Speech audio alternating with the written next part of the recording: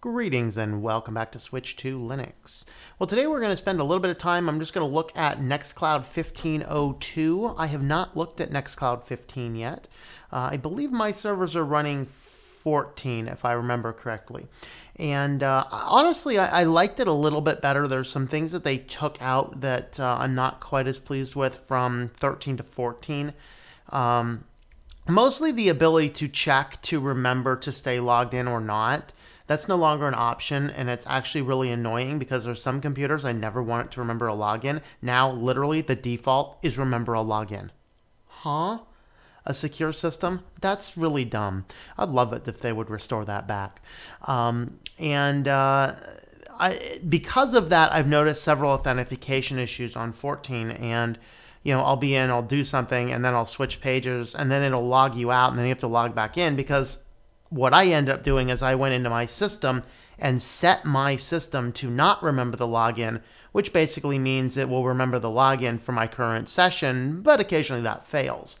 And so I'm curious to know what direction they're going with NextCloud 15. Not that I'm going to dump it, because NextCloud is quite amazing. NextCloud replaces Dropbox. It replaces Google Docs. It replaces emailing calendars. It replaces syncing your contacts with your cellular carrier or with Apple or anything else like that. And I actually have all these functionalities working across each network.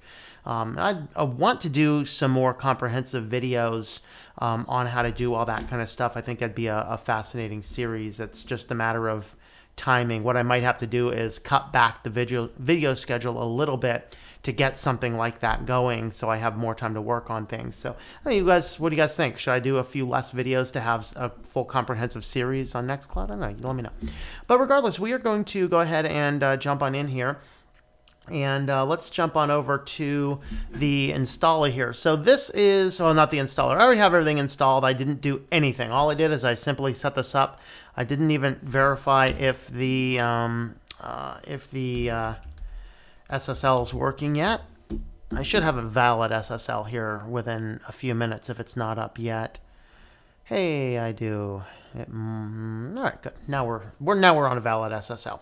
So on the list of things, let's go ahead and cover some of the negative things I've noticed so far. I cannot verify these occur on 15, but I'm going to tell you what they have been routinely since I started working with NextCloud about a year and a half ago.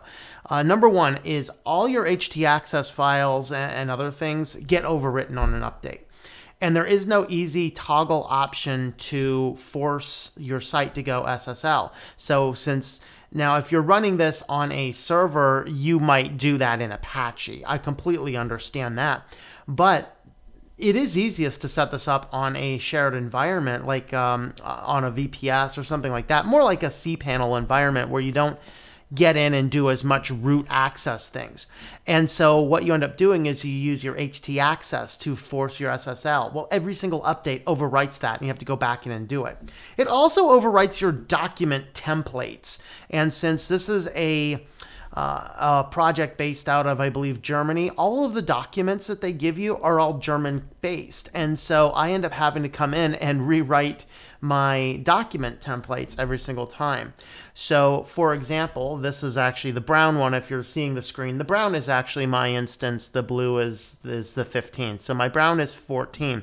So for example, if I come in and I look at just any documents or whatever, I should have a document here somewhere that we were working on. Oh, there we go. The distro rubric.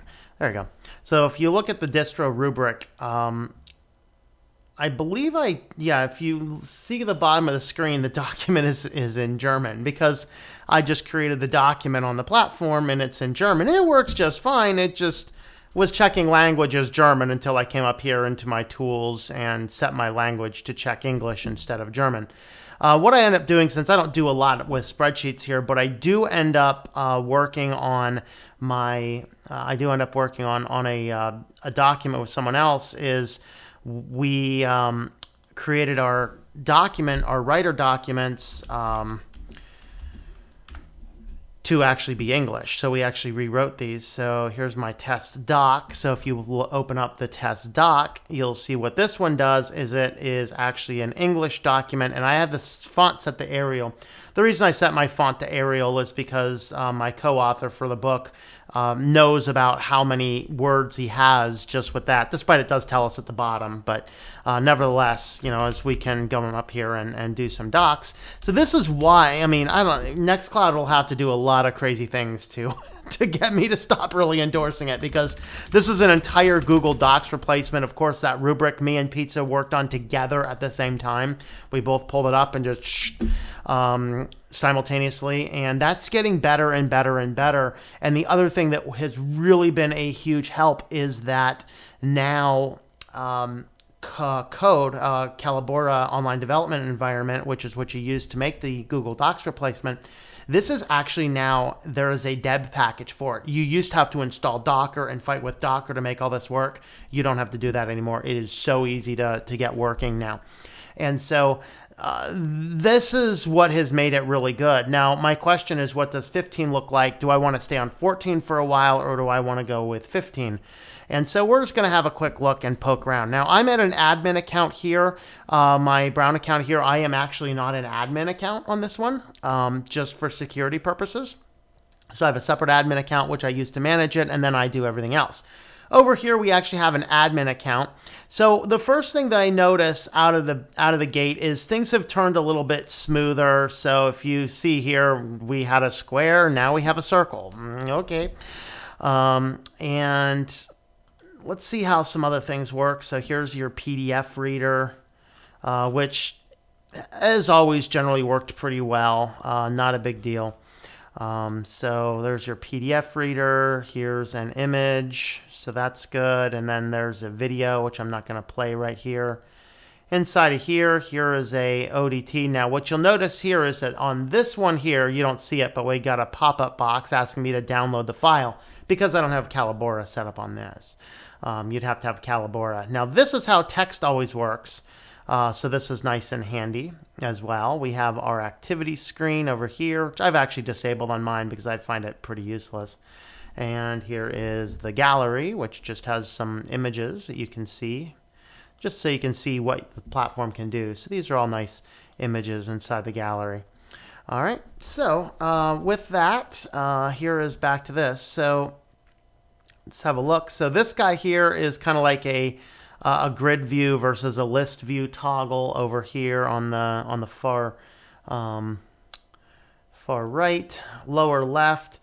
This is actually a WebDAV link down there. For if you're familiar with WebDAV or anything that can do, you can do all those types of things. So let's go ahead and see what type of settings and stuff we have. So inside of our settings, we have, of course, you can upload an image to that. That's what I've done on mine.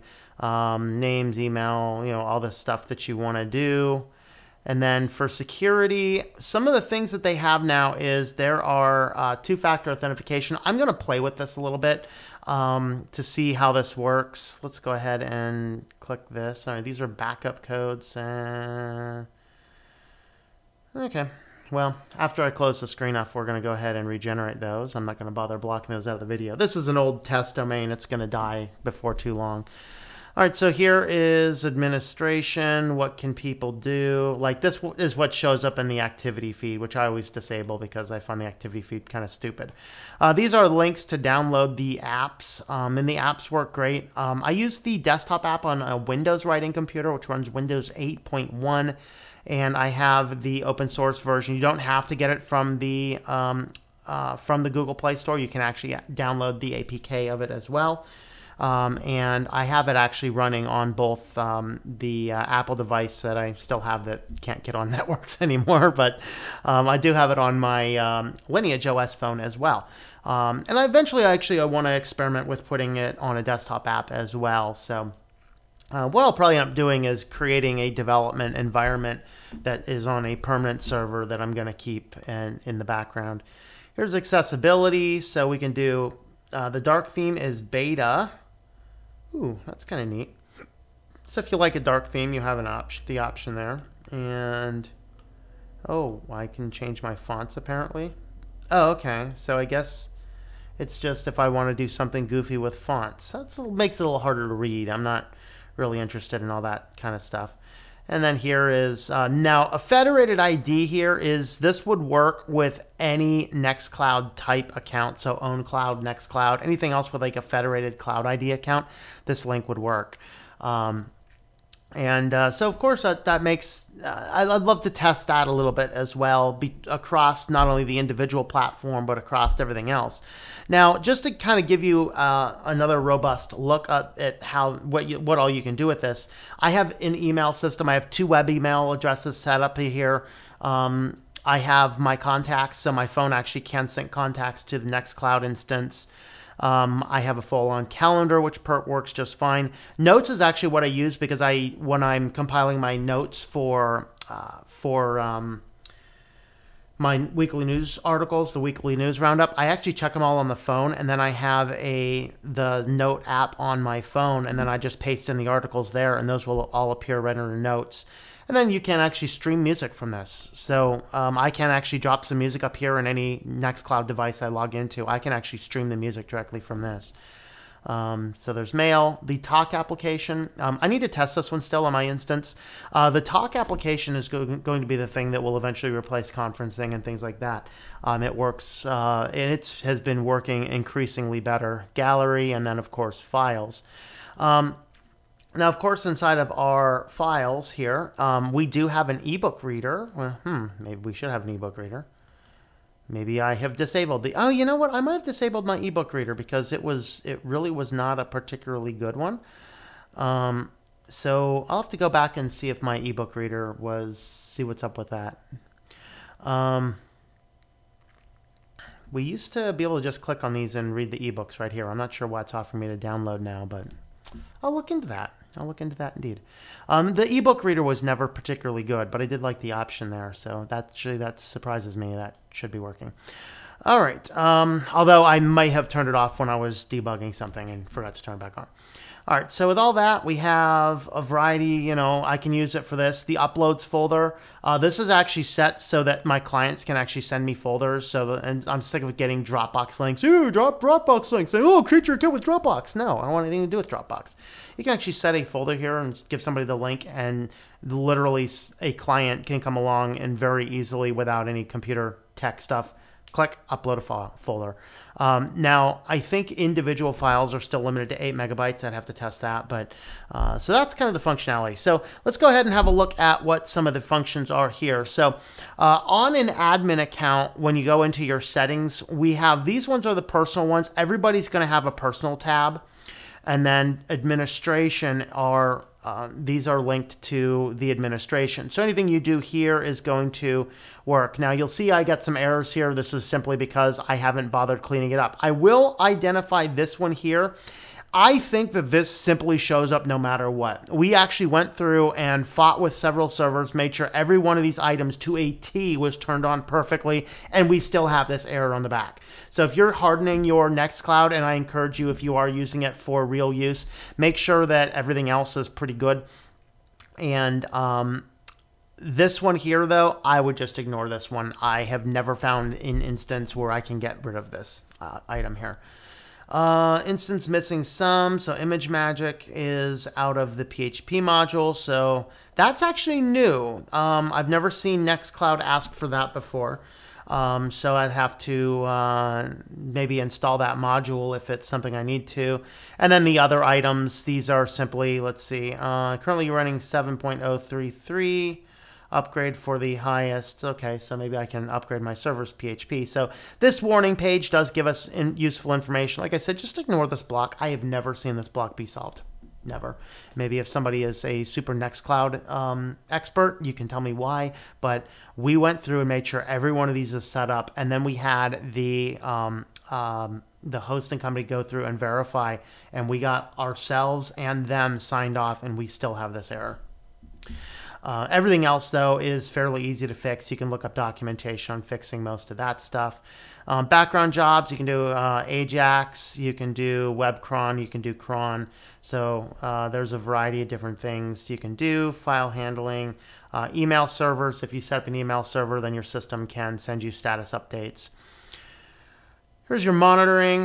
This will just kind of tell us what we're currently using. So CPU load and memory usage. So you can see we're currently using about 2 gig of space on the server. And I'm not sure if this is measuring my entire server as a whole or just this individual cPanel. My guess is it's the entire server as a whole because this looks about what my server runs. There's some support links over here. Here's our sharing, security. All right, so here, OAuth 2.0 clients. Okay, so you can authorize clients there. You can enforce two-factor authentication, so forcing people to use it. There's enforcement groups, server-side encryption, which is disabled by default. I think I have it turned on mine, but it's disabled by default. And then you can actually set what type of options you want passwords to adhere to. So you can set all that up. I think the two-factor authentication is kind of new. It's not new to 15. I think it's new to 14, maybe 13, but I think it's 14. Here's where you can adjust your theming. So of course I did mine up in browns, and I have my login page is actually a picture of the Grand Canyon. So that's pretty easy. Groupware. Here's activity, workflows, usage surveys, logging. How much logging is actually turned on by default? Okay, and there's some additional settings. Okay, all right, so that's that. Let's go ahead and have a look at apps. This is probably the more useful one for most people. So apps will tell you what your system can actually do. First thing I want to do, let's see, so there's active apps, disabled apps, app bundles. It's still looking to load something over here. I'm not sure what it's doing.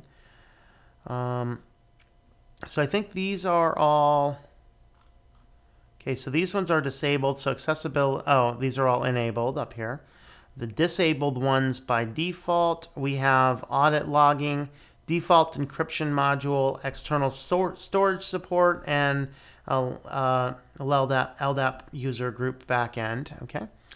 So what I generally do is I don't really care for the activity thing, so I find the activity and I disable that. Oh, no, don't do that, just disable it. I don't really need the accessibilities. I just turn off a few things that I don't really care. Turn off first run wizard. Just making things run a little bit smoother. All right, so let's go ahead and have a look at app bundles here. This used to give me more like an app store looking feel. Maybe I just don't have this full widescreened, but used to give me more of a... I'm not sure what this is. Something is spinning over here and I don't know what it is. Let's reload this page. So under app bundles, yeah, we used to have more like more of a like a store type interface.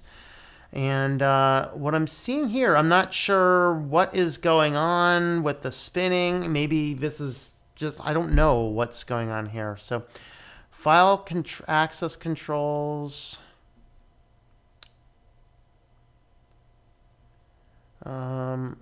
Automated tagging. We have retention, terms of service.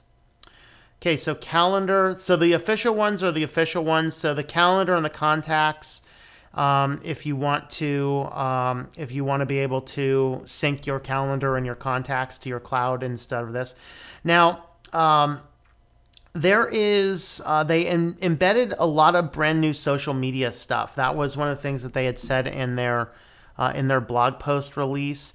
NextCloud 15 goes social in their blog post. Why? That's all we need, more social stuff. But you do have the option to enable Diaspora, Facebook, Google+. I don't know why they spent the time to do Google+. It's dying in like a month or so. There's Twitter and email, and then education, dashboard, groups, quotas. So that's kind of... interesting. I'm not like, something's not loading right. Something is not working correctly in here. I should actually get in here and see a boatload of stuff. I should see Hey, like, there you go. That actually came down and did stuff. There we are. It just wasn't loading for whatever reason. Not sure why it wasn't loading, but all right. So calendar is put in here. Contacts is put in. Calibora Online, this is the one that allows you to interface with code. So you need to, in order to get that Google Docs function working, it's a complicated setup because you need to enable this. But then you also need to go in and produce an external server, which, by the way, will not run on a cPanel. So if you are wanting to use that, you're going to need to set something up either on DigitalOcean or SkySilk or AWS or Azure. But anyway, you need some application like that where you can be more control than you get with a basic cPanel type approach. All right, let's see. So this is, of course, the mail application, which is a little clunky. Maybe it's getting better. It's been slowly getting better. If you use mind maps, you have that, Markdown Editor, Notes. Now, you do see OnlyOffice connector. So OnlyOffice and Calibora, these are effectively the same thing. They both work effectively the same way. You can only have one of these installed at a time. One of them, of course, uses the OnlyOffice module. One of those uses the Calibora module. So you have that option as well. Let's see, gaming, keep or sweep. Here's integration, so circles, Calibora, AfterLogic, draw.io. I think I installed this for somebody. I don't know much about it, but there's social login, various monitoring, so there's quotas, there's ransomware recovery, multimedia, so you have your audio player, camera previews, Diacom viewer, GPX edit, GPX motion, there's music, news, phone sync. This one here, I have not experimented with this just because the guy who wrote this, his server, like his entire computer system crashed and got corrupted. And so I didn't get a chance to test this. I actually have another thing that basically pushes all my text messages as a backup to one of my private email servers. But this, in theory, does work pretty well also. Phone track to track and display phones in positions in real time. Some scary stuff in here that I generally wouldn't know how to integrate. Then Talk is for the Talk application, which if your NextCloud instance is all across the same servers or the same devices, you can use Talk without any additional setup. If you're using it across the internet, you generally need a co-turn server setup. So I just add the co-turn server onto my Calibora server is what I do. All right, Office and Text. I think we've been through this one. Organization.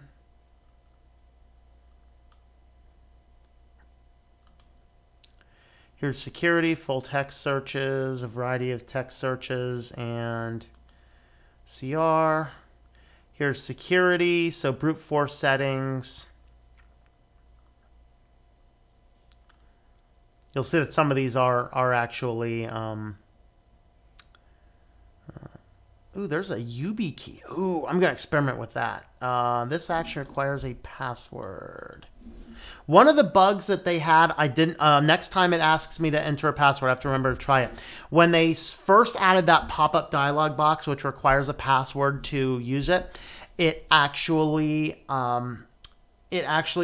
the box would go away in like 3 seconds. You had 3 seconds to enter your password. It was like, people are like, would you turn that off, please? So, I'll have to see next time it asks for a password. I'll need to wait and see how much longer it takes. Here's all those social plugins. You know what I'm not seeing anymore? I'm not seeing an ebook reader. That kind of makes me sad that the ebook reader seems to have gone away. So that's probably why I don't have it. My guess is I might have disabled it for debugging purposes, but I'm not seeing that. There's a weather. Let's see what the weather looks like. All right. All right, let's go ahead and click on over to weather. I need to add a city.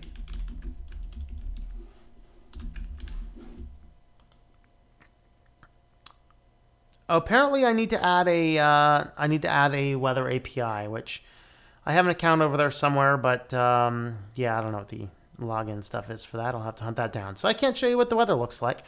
All right, next thing though, let's go ahead and have a look back in settings because we had a two-factor authentication, YubiKey, add a new YubiKey. Oh.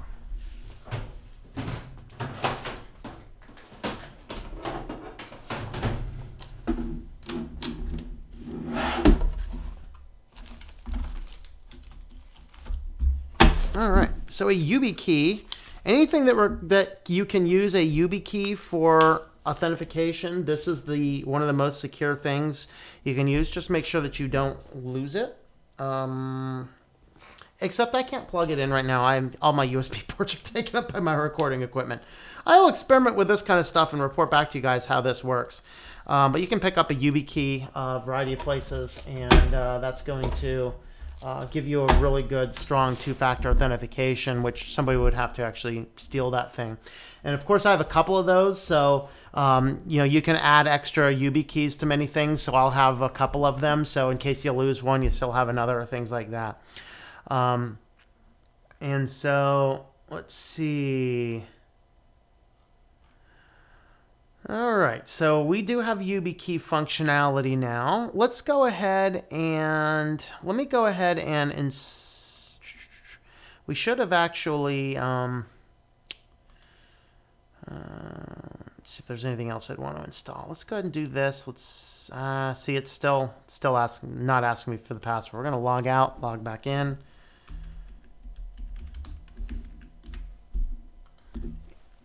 I want to get down and see how long we have to enter the password on that password prompt. That was one of the main issues that we had. All right, security. Let's see. Let's look at the brute force settings. See, that's nothing's asking me for the passwords anymore. I want the passwords. All right. Settings, security.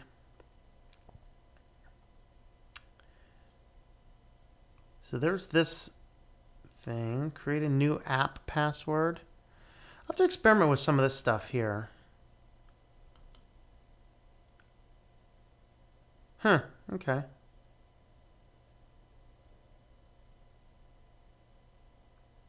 I don't know.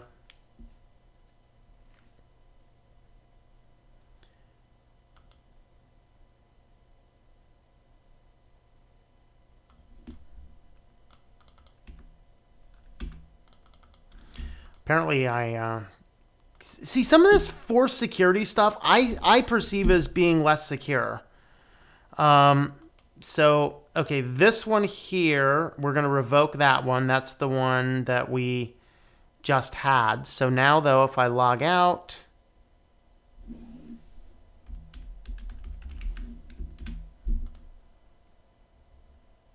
okay, so I can get back in now.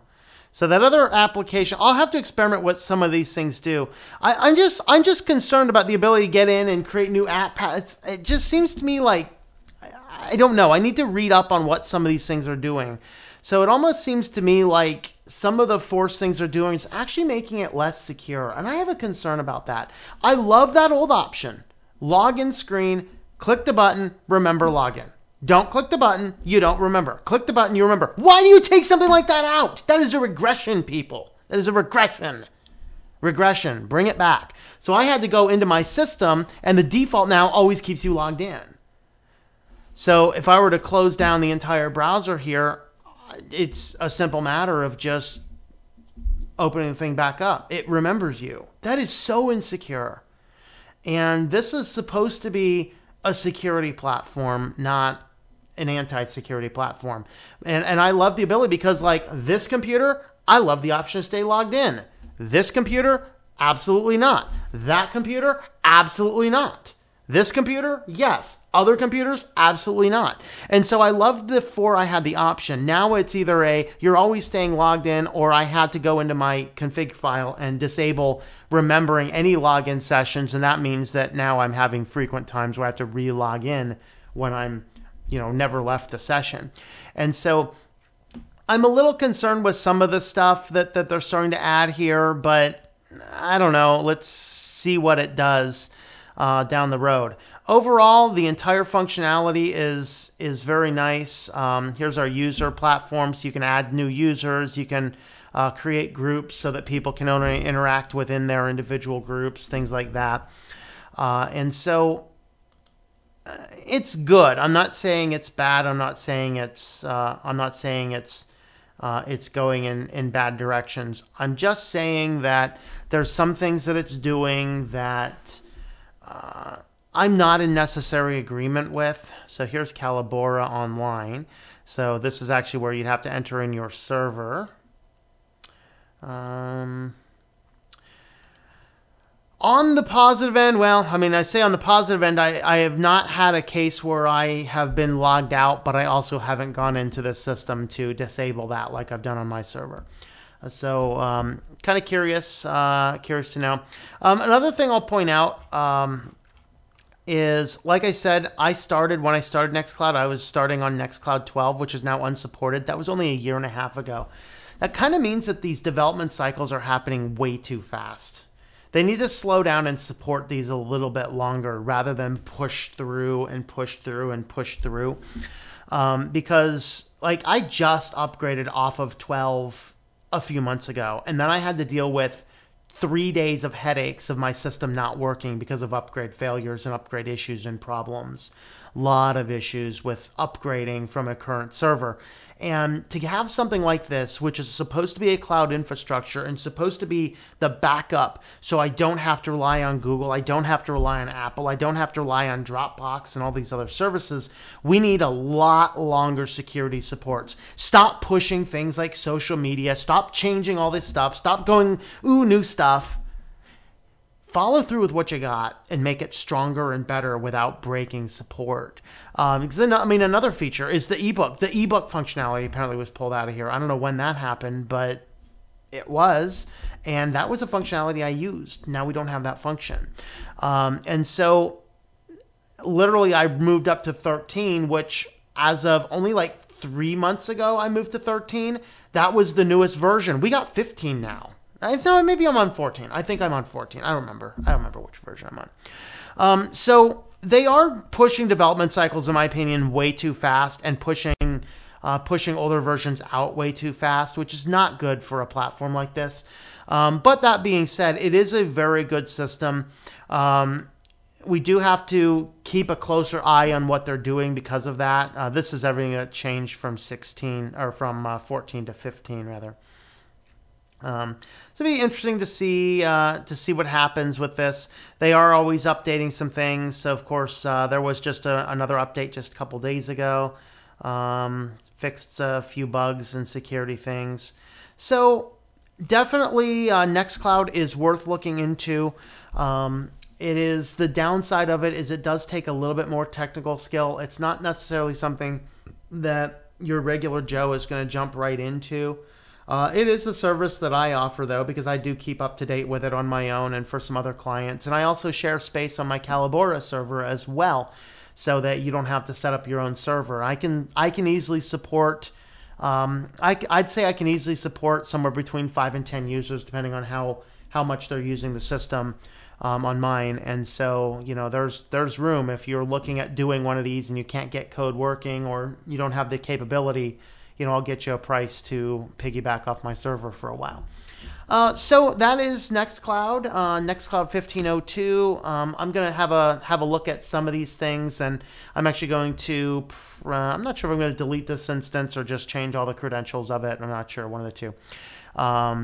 Just for all you guys that watched all the stuff on the screen, I don't care if you saw the stuff, because A, the domain is just a temporary, B, it is isolated and sandboxed, and C, it's going to expire soon. I'm not going to renew it. So, but I think I probably will build a 1504 or a 1502. I'm so used to Ubuntu. 1504, 15.02 on my on a test server, so I can just kind of experiment with it and make sure things are working. And I want to be able to take advantage of some of the newer things that they're doing, but despite some of it I don't like. But nevertheless, NextCloud is absolutely awesome. For me, it replaces all of those services, the Googles and the, you know, whatever else is. So is certainly an absolutely amazing platform, and it works great. It does take slightly more technical skill, but that's okay. All right, so thanks for coming along on this video. Have a look at the links in the description down below, and I hope that you enjoy switching to Linux. Thank you for making it to the end of this Switch to Linux video. You can have a look at another video right on over here. Don't forget to subscribe to the channel or to Think Life Media, which is my own personal support page. Thank you for watching, and I hope that you enjoy switching to Linux.